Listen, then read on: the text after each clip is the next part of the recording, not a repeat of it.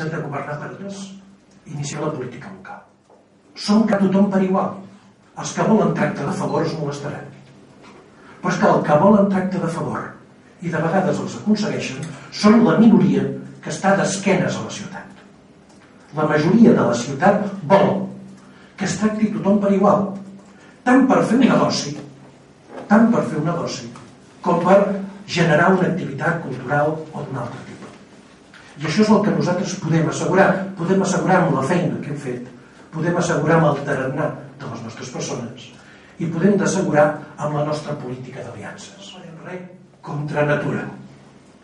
Primer, perquè no es ve de gust. És que no som... Més aviat ens agrada lo natural, mediambiental i socialment som molt naturals nosaltres, sinó perquè, a més, sempre ens hem caracteritzat, penso jo, per una cosa, que és per tenir problemes per ser coherents. Perquè no hi ha res pitjor un govern que poltronar-se per agradar. T'asseus, vols agradar, així no tens problemes, tothom et pica l'esquena. Sent minoria és molt fàcil voler agradar. Perquè si agrades com a minoria, escolta, cap problema. Tant la Núria com l'Enric, com jo penso que sempre hem tingut la maleta a la porta. És a dir, recordo un regidor que va dir: Joan, tu duraràs de Nadal a Sant Esteve. Bueno, ojalà 8 anys cada dia fos Nadal a Sant Esteve. No és el cas. Les hem passades de tots colors. Hem durat 8 anys. Per què? Per seguir aquest fil, de vegades complicat, d'entendre que la ideologia no és la política. És a dir, la política és pacte, és acord. Però sense ideologia, sense principis, no hi ha nord per fer els pactes. I la coherència significa que de vegades en pactes hi perds. O millor dit, no hi guanyes tot el que creus que voldries, perquè va molt lligat a la força que tens darrere. Per això ara demanem la màxima força possible el dia 22 de maig. Però hi ha un fil que penso que amb tots els acords no hem trencat. És el fil de la coherència ideològica. Ens hem mossegat la llengua? Sí, però també hem parlat. I a vegades això ens ha generat dures contradiccions. Per al futur continuarem parlant, però la veu pot ser més alta si tots aquells que dia a dia ens hem trobat pel carrer, que diuen: feus bé, ostres, m'agrada parlar amb tu, m'agrada parlar amb vosaltres perquè ens entenem. Ostres, que important és que estigueu a l'Ajuntament. Jo a vegades he dit que si tots aquests ens votessin tindríem uns resultats espectaculars. Per què no? És cert que en una votació hi ha altres àmbits, personals, familiars, d'idees, de costum. Però en un moment com el que vivim val la pena trencar la costum, arriscar-se i votar per aquest canvi tranquil, per aquest canvi que jo dic ara, per un canvi des de la plaça del Vi.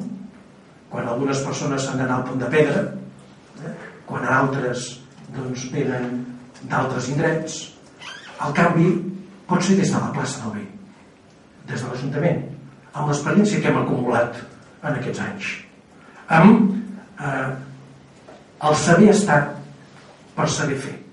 Vull que la campanya es parli de la cohesió social, i en parlarem. Vull que es parli del model mediambiental, que és clau. Vull que es parli d'educació, de nens i de gent gran. I també, per què no, de la xarxa de transport.